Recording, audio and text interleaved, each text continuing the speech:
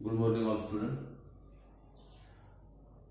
इसके पहले हम पढ़े थे समांतर माध्य प्रत्यक्ष विधि से कैसे मालूम करना है, लघु रीति से कैसे मालूम करना है, पद विचलन विधि से कैसे मालूम करना है, ये हम पढ़े थे।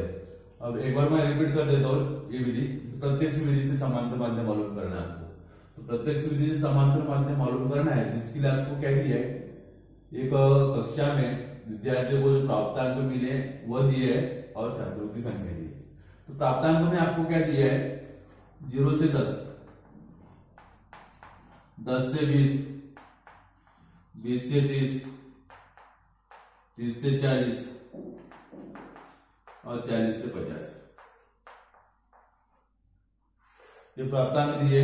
छात्रों की संख्या है 10, 12, 20, 18, 10। इसका मतलब क्या होता है, 0 से 9 तक अंक जो है 0, 1, 2, 3, 4, 0, 1, 1, 2, 3, 4, 5, 6, 7, 8, 9। तो ये अंक 10 विद्यार्थियों को मिले। किसी को 0 मिले होंगे, किसी को 1 मिला होगा, किसी को 2 मिले होंगे, 9 तक अंक मिले। 10 से 20, इसका मतलब होता है 10 से 19 तक। तो 10 से 19 तक अंक मिले 12 विद्यार्थियों को। 20 से 29 तक अंक मिले 20 विद्यार्थियों को। 30 से 39 तक अंक मिले 18 विद्यार्थियों को और 40 से 49 तक अंक मिले 10 विद्यार्थियों को। तो इसका समांतर माध्य आपको मालूम करना है, एवरेज क्या है, एवरेज ये मालूम करना है आपको। तो दूसरा जो कॉलम होता है ना, उसे हमेशा यप मानते हैं, यप, जिसे हम बारंबारता कहते हैं।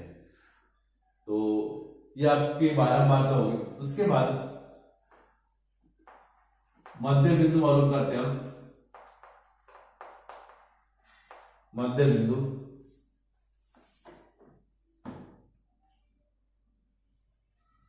तो मध्य बिंदु कैसे मालूम करेंगे हम, इसके बीच का हमको मालूम करना है, जिसे x लिखते हैं हम। इसका सूत्र होता है L1 प्लस L2/2। मतलब इसके बीच का नंबर, बीच की संख्या हमें मालूम करना है। तो इन दोनों संख्या को प्लस करके 2 से भाग देते हैं हम। L1 निम्न सीमा, L2 उच्च सीमा है। तो ये L1 माने 0, L2 माने 10, इन दोनों को प्लस करेंगे, 2 से भाग देंगे। इसके बाद दूसरा वर्गांतर है 10, L1 है, 20 L2 है, इन दोनों को प्लस करेंगे, 2 से भाग देंगे। अब इसमें देखो 0 प्लस 10 कितना होगा, 10। 10 को 2 से भाग दो, कितना आएगा, 5। फिर 10 और 20, इसको प्लस करो और ये हो गया 10 और 20 कितना, 30। 30 को 2 से भाग दो, कितना हो गया, 15 हो गया। अब 5 के बाद बार बार करके देखना नहीं है, 2 संख्या मालूम करना है। मध्य बिंदु है, जिसे मध्य मूल्य कहते हैं। तो 2 संख्या मालूम करना है और दोनों में अंतर कितने का है ये ध्यान रखना है। 5 के बाद कितना आया, 15। 15 के बाद कितना आएगा, 25 आएगा। 25 के बाद कितना आएगा, 35 आएगा। 35 के बाद कितना आएगा, 35 आएगा। उसके बाद क्या करना है, ये आपका क्वेश्चन था इतना। आंसर में आपको एक मध्य बिंदु का कॉलम बनाना है और फिर इस f और x का गुणा करना है।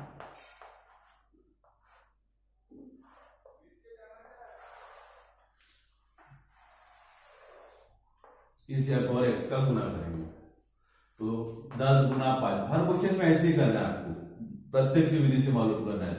10 गुना 5 50, 12 गुना 15, 15 गुना 30 का 0, हासिल के 3, 15 एकम 15 3 18, 25 गुना 20, 25 गुना 50 माने 500, 35 गुना 18, 18 पंजे 90 का 0 कैरी 9, हासिल के 9, 18 दिया 54, 54 और 9 63। एक बार और देखेंगे, 18 पंजे कितना, 90 होता है। 18 एकम 18, 18 दूना 36, 18 दिया 54, 18 जो 72, 18 पंजे 90 का 0 हासिल के 9, 18 दूना 36, 18 दिया 54, 54 और 9 63 हो गए। 45 गुना 10 450। अब हमें समांतर माध्य मालूम करना है तो समांतर माध्य का सूत्र है प्रत्यक्ष विधि से।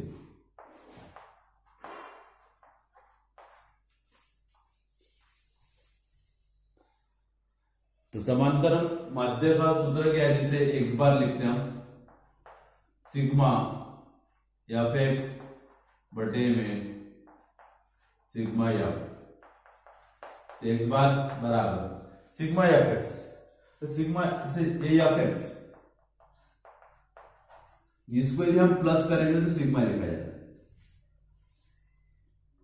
एफ और एक्स के कॉलम को, एफ एक्स को हम प्लस करेंगे, पूरे कॉलम को साथ में क्या लिखा जाता है, सिग्मा लिखा जाता है, जिसका मतलब सम ऑफ होता है, माने प्लस करना।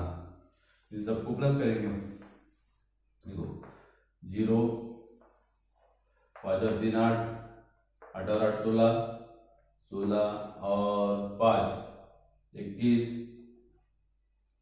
5 और 8 13, 13 3 16,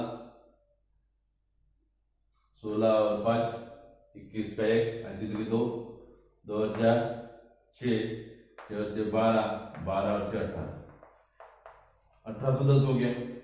फिर सिग्मा एफ, माने एफ को हम प्लस करेंगे, एफ के कॉलम को, एफ के कॉलम को प्लस करेंगे तो सिग्मा लिखेंगे, सिग्मा एफ लिखेंगे इज इक्वल टू 10 और 12 22, 22 और 20 42, 42 और 18, 42 और 18 कितना 60, 60 और 10 70, ये हो गया।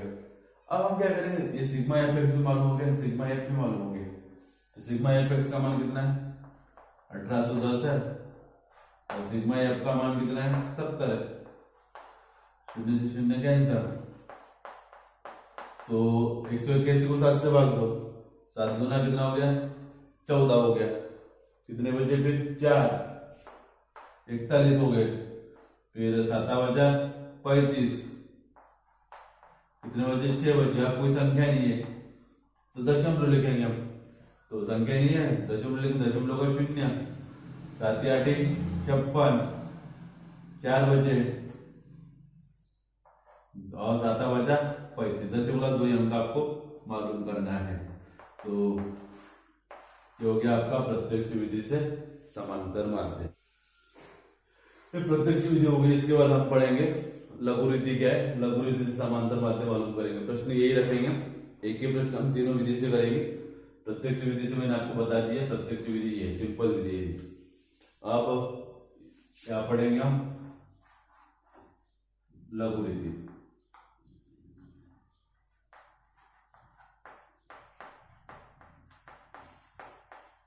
लघु रीति से ज्ञात करना है।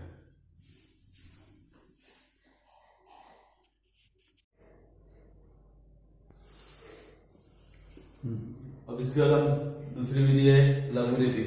लघु रीति से समांतर माध्य कैसे ज्ञात करेंगे हम, तो प्रत्यक्ष विधि तो सिंपल विधि थी कि आपको प्राप्तांक दिया था, छात्रों की संख्या को सेकंड कॉलम जो भी दिया जाता है उसको अब माना था हमने, एक मान लिया है, फिर मध्य बिंदु एक्स मालूम किया, दोनों को प्लस करके 2 से भाग दिया, फिर इन दोनों को मल्टीप्लाई किया हमने, एफ इंटू एक्स सूत्र में मान रखा था हमने, समांतर माध्य बराबर सिग्मा एफ एक्स बटे में सिग्मा एफ, तो सिग्मा एफ एक्स मानी एफ और एक्स का जो प्लस किया था वो मान, और एफ का जो प्लस किया था ये मान, तो दोनों को भाग देकर समांतर माध्य हमने मालूम किया। लेकिन अब हमें मालूम करना है लघु रीति से समांतर माध्य कैसे करना है। तो लघु रीति से कैसे मालूम करना है, तो प्राप्तांक और छात्रों की संख्या आपका प्रश्न है, ये तो जैसे वैसे लिखना ही आपको। मध्य बिंदु इसमें भी मालूम करना है आपको। मध्य बिंदु मालूम करने के बाद विचलन मालूम करना है। विचलन माने क्या होता है, जिससे dx लिखा जाता है। तो इसमें क्या करना है, ये जो संख्या है मध्य बिंदु वाली संख्या 5 15 25 35 45, इसमें से बीच की संख्या को माइनस कर दो प्रत्येक संख्या में से। क्या लिखा मैंने 5 15 25 35 45, इसमें से कौन सी संख्या माइनस कर रहे हैं, इसमें से बीच की संख्या।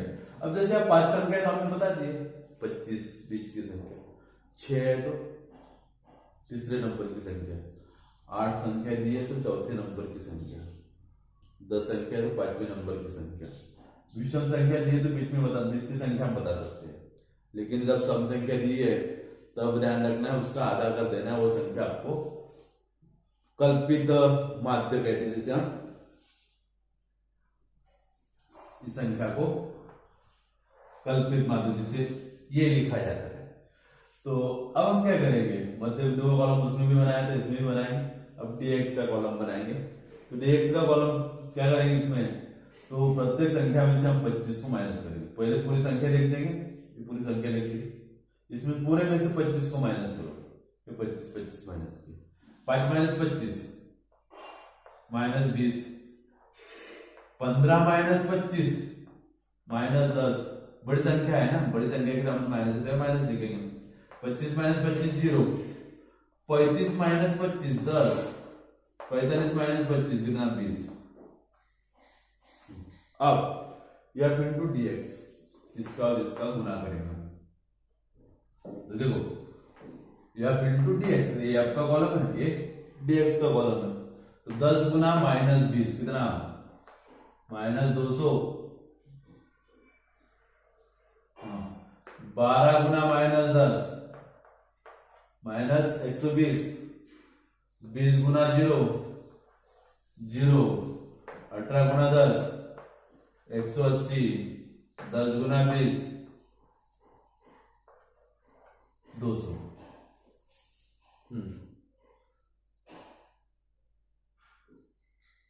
अब क्या करेंगे, इसमें इसका प्लस करना है, हमें प्लस करना है, सिग्मा लिखेंगे हम, सिग्मा या dx।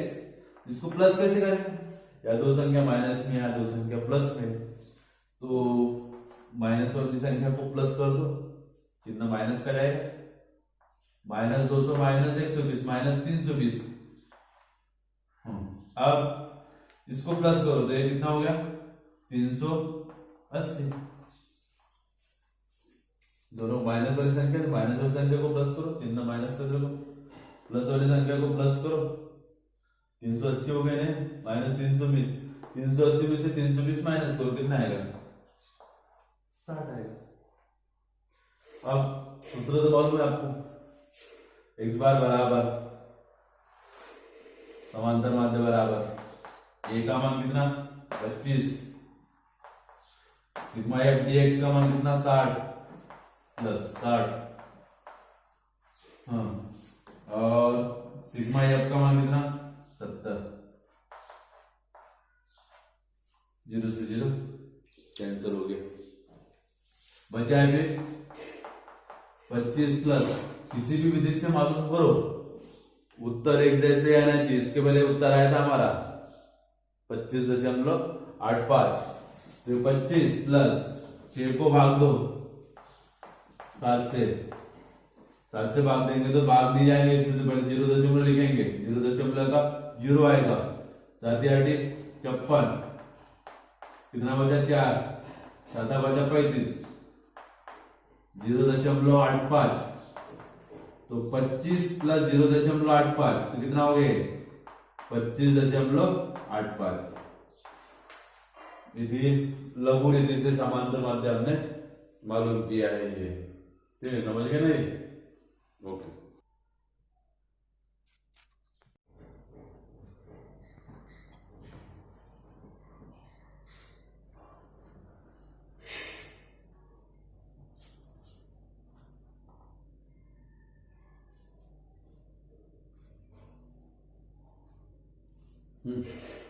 तीसरी विधि है पद विचलन विधि से हमें समांतर माध्य मालूम करना है। तो पद विचलन विधि क्या है, तो जैसे पहली विधि थी प्रत्यक्ष विधि, इतना क्वेश्चन था, x का कॉलम मालूम किया हमने, या पर x का गुना किया था, उसको प्लस किया, नहीं f को प्लस किया, इन दोनों का भाग किया हमने, प्रत्यक्ष विधि हो गई।